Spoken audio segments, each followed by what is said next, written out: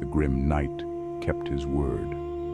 Beneath the veil of night, he carried Superman's lifeless body through the cemetery. With grim reverence, he laid the Man of Steel's broken frame beside Jonathan Kent's grave, placing the severed head carefully on the mound of earth. As Bruce shoveled the dirt, his voice dropped to a near whisper. "I'm sorry, old friend, but nothing will stand in the way of justice, even if the world has to burn." The soil fell heavy over Clark's crimson cape, blotting out the last sign of hope. But Bruce was not alone. Hidden beyond the iron gates of the cemetery, a camera shutter clicked softly. A pair of trembling hands steadied the lens, capturing every detail of this unholy burial. The figure's breath caught, tears streaming silently as the truth unfolded before her eyes. When she finally lowered the camera, her face was pale with horror. It was Lois Lane. She had the evidence. She had the truth. And she knew the world was not ready for what she had just seen. As Bruce's shadow disappeared into the night, Lois collapsed to her knees, sobs shaking her body. Her grief was raw, echoing through the still air. That's when a blur of light descended from the sky. Supergirl landed softly beside her, her eyes wide with concern. "Lois, I heard you crying. What happened? Where's Clark?" Lois looked up, her tear-streaked face almost unable to form the words. With trembling hands, she fumbled with her camera, pulling up the footage. She pressed play. Kara watched in stunned silence. The brutal fight, the kryptonite-infused enhancements, the katana stroke, and finally, Clark's burial. Her fists clenched, crackling with restrained fury. Her eyes glowed faintly red. He murdered Cal, buried him like some trophy. I'll tear him apart. Lois grabbed her wrist desperately. "No, Kara, you can't.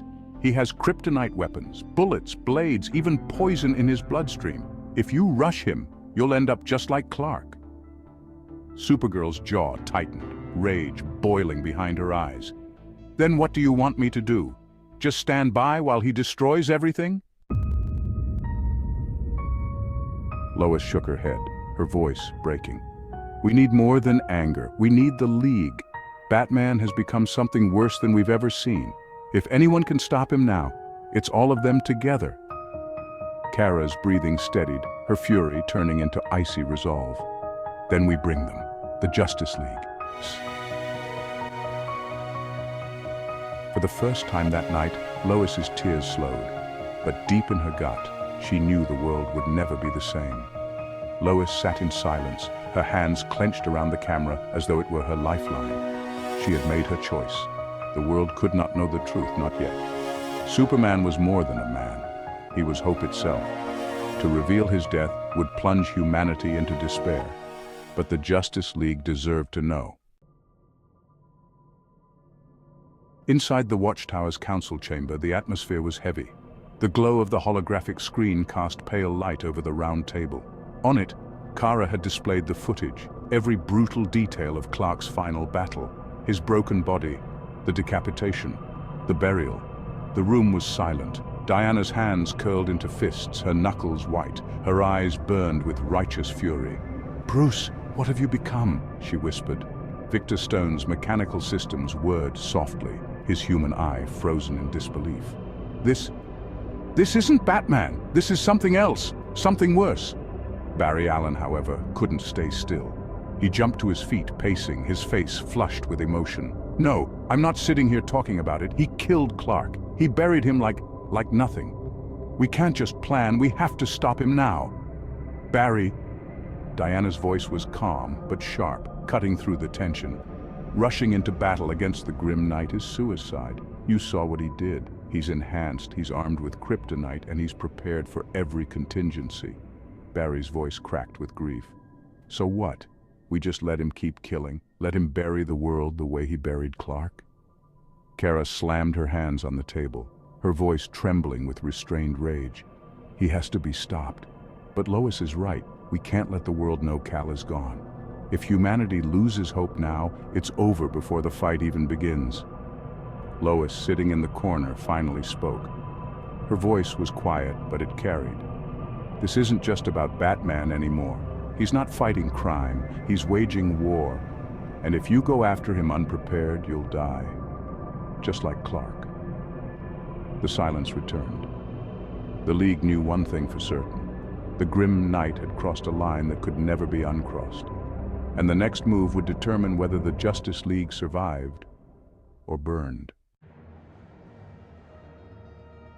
Before Diana or Kara could stop him, Barry vanished in a streak of lightning. "Barry, wait!" Cyborg shouted, but he was already gone. In seconds, he was there, deep in Gotham, where the shadows belonged to the grim night. Barry skidded to a halt, his heart pounding, his voice shaking with betrayal. "Bruce, how could you? Clark trusted you. We trusted you." Bruce stood in the darkness, armored, unflinching. His voice carried no hesitation. "Barry, I have no quarrel with you. You want to keep running? Then run. But if you stay, you won't leave here walking." Barry gritted his teeth. "I'm too fast for you. You can't stop me." In a blur of motion, he lunged, fist cocked to strike. But the grim night had been waiting. His suit activating hidden systems, sensors tuned specifically for Speed Force energy. The armor flickered with predictive tracers, mapping Barry's movements microseconds ahead of time. As Barry closed in, Bruce fired. A cluster of specialized vibrating micro-bullets erupted from his gauntlet, calibrated to emit dissonant frequency pulses. The effect was immediate. A piercing, gut-wrenching sound tore through Barry's skull. His equilibrium shattered, his vision warped, his speed collapsed. Barry stumbled violently, tumbling across the pavement, sparks of Speed Force trailing off like dying embers. The Flash lay there, clutching his head, gasping for air. His ears rang with an endless shriek, his body unable to phase or stand. Bruce loomed over him, silent for a moment. Then in a low, cold voice, "You should have listened. You don't have to die today," then proceeded with a single punch that broke his nose. "But if you force my hand, Barry, I'll break you." Barry staggered back to his feet, nose bleeding, his head still ringing but his resolve unbroken. His voice cracked with desperation. No, I can fix this. I'll go back. I'll stop you before you kill Clark." In an instant, he tapped into the Speed Force, lightning erupting around him. The world slowed, then froze, as Barry broke past the limits of time itself. But something was wrong. As he pushed deeper into the time stream, a shadow flickered at the edge of his vision, something fast, too fast, then impact. Barry was hurled sideways, flung out of the corridor of time and back into reality, skidding across the ground with the force of a hurricane. His chest heaved, disbelief flooding his face. Bruce's voice echoed coldly from the shadows. "You see, Barry, just don't. I've prepared for everything. It's inevitable." Barry gritted his teeth, blood dripping from his nose. "I'll try again. I'll stop you." Once more, he dove into the Speed Force, lightning ripping the sky as he pushed harder, faster than he ever had before. The air itself screamed from the velocity, but again, the presence was there, this time closer, hunting him. Barry's eyes widened as there was another being waiting. Distortion ahead sharpened into a figure. A towering silhouette, wrapped in shadows, armored, dressed in black. And then, he saw the face. It was Bruce. But how? Share, like, comment, and subscribe for more content.